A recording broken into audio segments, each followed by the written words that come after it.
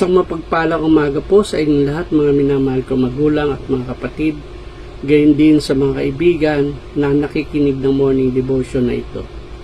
Ako po ang inyong Kuya Armando, punong laiko ng Crossroads Family, na nagagalak na maibahagi po sa inyo ngayong umaga ang isa na namang talata sa banal na kasulatan patungkol sa paglapit natin sa ating Panginoong Hesus kung tayo ay pagod na at nanlulupaypay na, nahango po sa aklat ni Juan, Kabanatang 4, mga talatang 5 hanggang 6. Marami pong mga talata sa Biblia na nangangako ang Diyos na tayo ay kanyang pagpapahingahin, tulad ng mga sumusunod na matatagpuan natin sa Jeremiah, Kabanatang 31, talatang 25, I will repress the weary and satisfy the pain.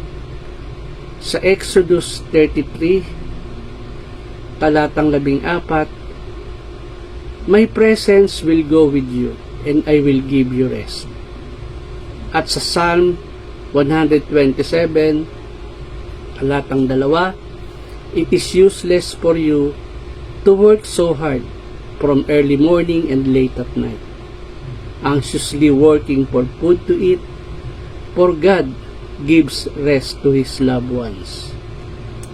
Sana nga po nakatulog kayo ng mahimbing at gumising na magaan ang inyong pakiramdam. Pero hindi po lahat ng nakatulog at nakapagpahinga ng maaga kagabi ay maganda ang bangon sa umaga. Dahil iniisip mo pa lang ang gagawin mo ngayong araw na ito, ay parang napapagod ka na. How much more kung ginagawa mo na ito? Feeling mo you need to stop for a while, take a deep breath, take your break, then proceed again. Ang maglakbay mula simula hanggang dulo ay talagang nakakapagod. It drains a lot of energy and strength. Lahat po tayo ay nakakaranas nito. Magpahinga po tayo.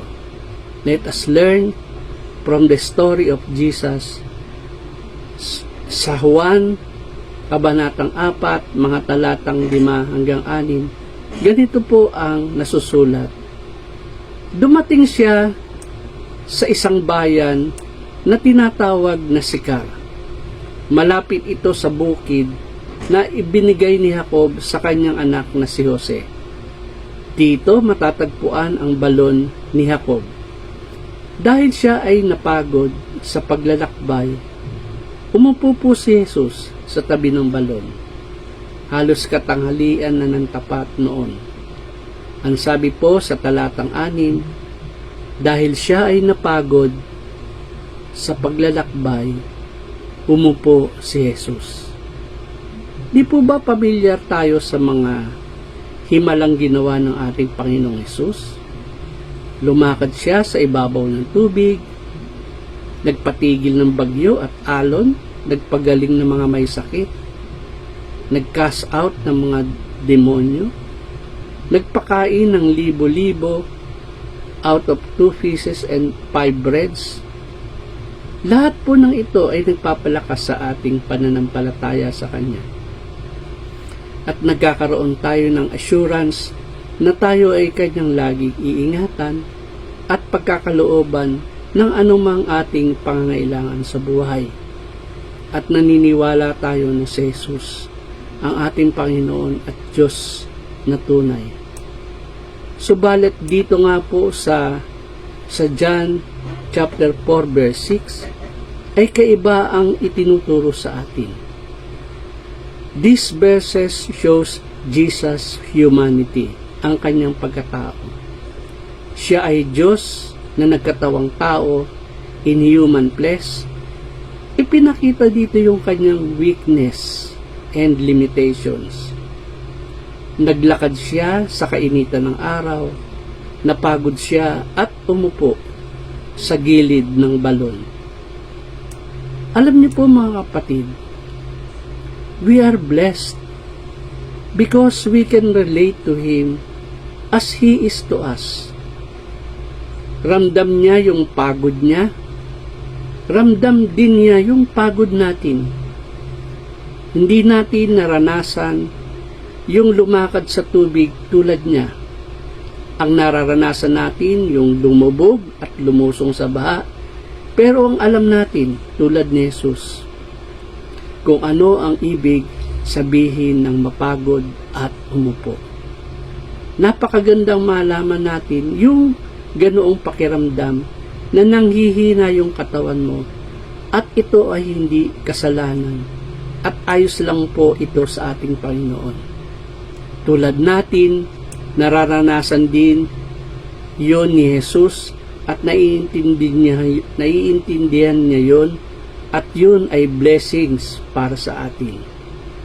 Sa Hebreo 4 verse 15, ang ating pinakapunong paring ito nga yung ating Panginoong Hesus, ay nakauunawa sa ating mga kahinaan.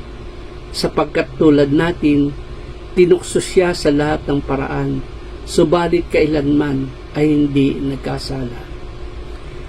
Alam po ni Jesus kung gaano kahirap ang life's journey natin dito sa mundo. And He is willing to renew our strength. When we are tired and weary, for this reason, pwede tayong dumalangin sa ating Panginoon na palakasin tayo. Sa Isaiah 14:28, itong si Yahweh ang walang hanggang Diyos, ang siyang lumikha ng buong daigdig, hindi siya napapagod, sa isipan niya ay walang nakakaunawa, ang mahihina at napapagod ay kanyang pinalalakas. Kaya nga po mga kapatid, pagod na ba kayo? Hilingin natin sa ating Panginoon na i-refresh niya tayo. Umupo muna tayo at magpahinga sa kalinga ng Panginoon. Let us listen to His words. His words are spirit and life, living and active. Sabi ng Panginoon, He will give us strength and courage. Amen. Purihin po natin ang ating Panginoon. Good morning po. Kamusta na po kayo? Purihin ang Panginoon sa umagang ito. Isa na namang edisyon ng morning devotion ng ating natunghayan sa pamamagitan ng ating punong laiko na si Kuya Mandy. Dumako tayo sa panalanginan, tayo ay manalangin. Banal at makapangyarihang Diyos, pinupuri ka namin at pinasasalamatan sa umagang ito ng Wednesday. Salamat po Panginoon sa iyong anak na naging instrumento ng iyong mga salita na nag-render ng kanyang morning devotion para sa umagang ito na walang iba kundi ang aming punong laiko na si Kuya Mandy. Panginoon, patuloy niyo po siyang pagpalain at anuman po ang panalangin ng kanyang puso ay patuloy niyo pong ipagkaloob sa kanya. Pinagpipray ko rin sa iyo ang lahat ng iyong mga anak na nanonood, nakikinig sa mga oras na ito. Nawa ay patuloy niyo po silang samahan, ingatan, at anuman po ang panalangin ng kanilang puso ay patuloy niyo pong ipagkaloob sa bawat isa sa kanila. I pray, Panginoon, na maging victorious ang aming buong maghapon. Huwag niyo po kami iiwan, huwag niyo po kaming pababayaan. Ingatan niyo po kami sa pabago-bagong panahon. Bigyan niyo po ng maayos at magandang kalusugan, lalo tigit ang mga bata na pumapasok sa paaralan, Panginoon. Ganon din ang mga teacher na nagtuturo sa kanila. Pinagpipray ko rin sa iyo ang aming mga kapatid na senior citizen na mahina na po ang kanilang mga pangatawan. Pero nagtitiwala kami na ikaw ang patuloy na magbibigay sa kanila ng maayos at magandang kalusugan. Pinagpipray ko rin sa iyo ang mga kapatid namin may mga karamdaman. In the name of Jesus, pagalingin niyo po sila upang mapatunayang ikaw ang Diyos na buhay na patuloy na kumakalinga sa bawat isa sa amin. Thank you po, Lord Jesus. Pinagpipray ko rin po sa iyo ang mga kapatid namin na nasa ibayong dagat. Malayo man sila ay lagi silang kasama sa aming panalanginan at sa aming morning devotion. Dakilang Diyos, paghariin mo po ang kapayapaan dahil tigit sa aming minamahal na bansa lalo tigit sa mga bansa na may mga interest sa South China Sea, West Philippine Sea, nawa magkaroon ng kaayusan, kapayapaan ang mga bansa na nagkiklaim sa mga bahaging ito ng karagatan. Thank you po, Lord Jesus. Huwag niyo po kaming iwan, huwag niyo po kaming pababayaan. Pinagpipray ko rin sa iyo ang lahat ng mga churches na nagkakandak ng ganitong gawain, ng ganitong broadcast. Pagpalain niyo po sila at nawa maging pagpapala ang lahat ng mga naghahatid ng ganitong gawain. Marami pong salamat. Ito po ang aming panalangin sa matamis na pangalan ni Jesus na aming Panginoon. Amen. Ayan. Natapos na naman tayo sa isa na namang edisyon ng Morning Devotion para sa araw na ito. At we pray na kayo ay nasa mabuting kalagayan at patuloy na iniingatan at sinasamahan ng ating Panginoon. Tayo po ngayon ay Wednesday at nawa wag nating kaligtaan na dumalo sa mga midweek service, lalo na po mamaya sa ating church at ganoon din po sa mga ibang churches na nagkakandak ng ganitong gawain. Ang iba ay bukas. Patuloy po tayong magpuri sa pamamagitan ng panalangin dahil napakahalaga nito sa bawat isa sa atin, lalo tigit sa ating kapanahunan ngayon. So mula dito sa Crossroad United Methodist Church, ito po ang inyong abang lingkod, Pastor Moses. Lagi nagsasabing ang Diyos ay mabuti noon, ngayon at magpasawalang hanggan. Hanggang sa muli, paalam!